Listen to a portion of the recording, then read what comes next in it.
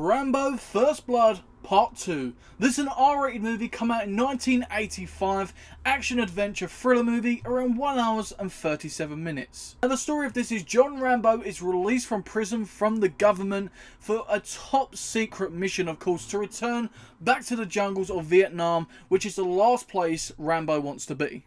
Let's jump straight into the good points. Now the good points about this movie is it was nominated for much more awards than obviously Rambo First Blood. This actually had one Oscar nomination as well, which is really good, beneficial for this movie, of course. As well as this is the second biggest movie in 1985 behind Back to the Future, which is a big achievement as well because Back to the Future obviously being a big trilogy. Another fun fact is one of the writers is in fact James Cameron.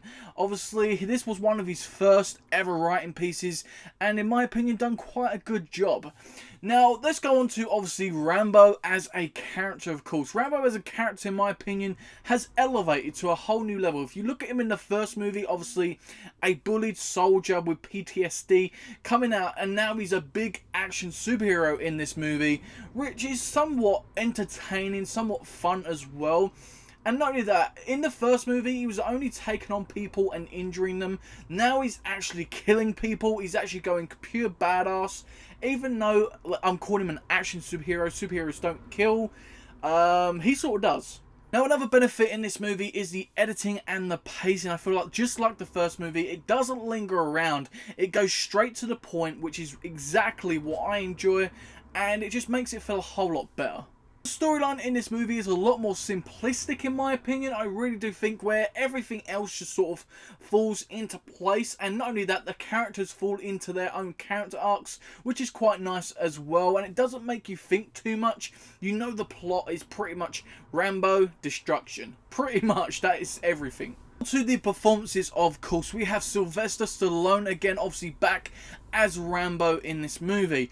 A lot more muscle shots, I'm going to say, in this movie with Sylvester Stallone. He definitely toned it up in this movie, and we got a lot more of him. Now, actually killing people as well, as I've mentioned, he actually kills a lot of people in this movie. Explosions, bow and arrow, everything you want to see when it comes to Rambo kicking ass pretty much. But the performance, in my opinion, isn't as good as the first, obviously, Rambo movie, because that was a more of an emotional character. But I think it's still just as good in that terms of performing an action superhero character. I think he done a good job with this role. Richard Crenna as Troutman, obviously in this movie, being the one to get Rambo in and obviously try and limit his sentence in prison, of course, and really cares about Rambo. There's a special bond between these two, a great chemistry, a great relationship there between them, and it's sort of that father leader type figure in Rambo's life. And I really do enjoy him. He's a great performer, a great actor, and I felt like in this one, it didn't feel as rushed with his performance, whereas in the last one, I was hearing in the production they had another actor in mind and they had to rush and choose someone, obviously coming in at the last minute, and maybe they were shooting around that time, I'm not too sure. So it sort of felt rushed in the last movie, even though it was a great performance from him still. I thought this one didn't feel like it was rushed. It felt more planned out for him. The script suited him a bit better and stuff like that. It all fell into place for this character. Charles Napier as Murdoch. I really enjoyed this character. He really tested Rambo in a way of mind games and authority, which was a bit different to obviously in First Blood. Teasel really tested him when it comes to pushing his buttons, and really, obviously, because he's a cop, he can do what he wants. He'll just arrest him. Whereas this guy is testing him because at the end of the day, he's got nothing to lose. Rambo's the one trying to obviously lose this sentence and do a good deed for America. He ain't got nothing to lose. He'll just send other people in. This guy is obviously corrupt. He's got a great character arc behind him, and I feel like it was a good performance for this character. My favourite scene in this movie is Rambo in the helicopter just blowing everything up. All the buildings, all the bridges, all the people just shooting at them, blowing missiles everywhere. It's just pure epic.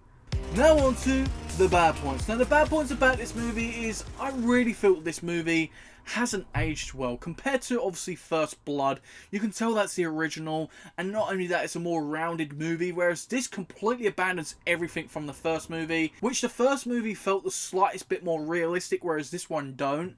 I feel that the emotional core of the movie, in general, was just completely removed, and not only that, which obviously affects the character of Rambo as well as a character, his emotional core, which we really obviously took into consideration with the PTSD and stuff, and obviously cared about him as a character. That was just completely wiped away and not continued in this movie. Now, Martin Cove as an actor, he come into this movie as Erickson. I really did enjoy the character. He wasn't in it much though, and I would have loved to have seen him got a much bigger role or been more included into the plot and the story and the movie. I think he's a great actor, especially coming from The Karate Kid the year before this movie came out, and he's been in a ton of other stuff, TV series, movies and stuff. He's a great actor, and I definitely would have loved to see more from him.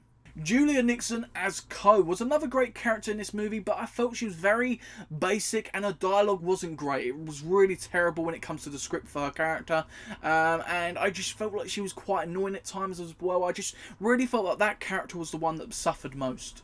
Now, obviously, when it comes to Rambo, what we know, obviously, the action-packed movies they are, this one, obviously, is that type movie, and what Fast and Furious does in their franchise, the unbelievability and just the unrealism, Rambo does straight in this movie. A lot more, obviously, than the first one. There's a lot of stuff that happened in the first one, which you could sort of understand why they did it, and it was more entertaining, whereas this one, it just felt too unrealistic for me. The fact is, they're not doing the unrealistic stuff for entertainment or comedy. They're doing it actually seriously. They're trying to compete with other movies and other people.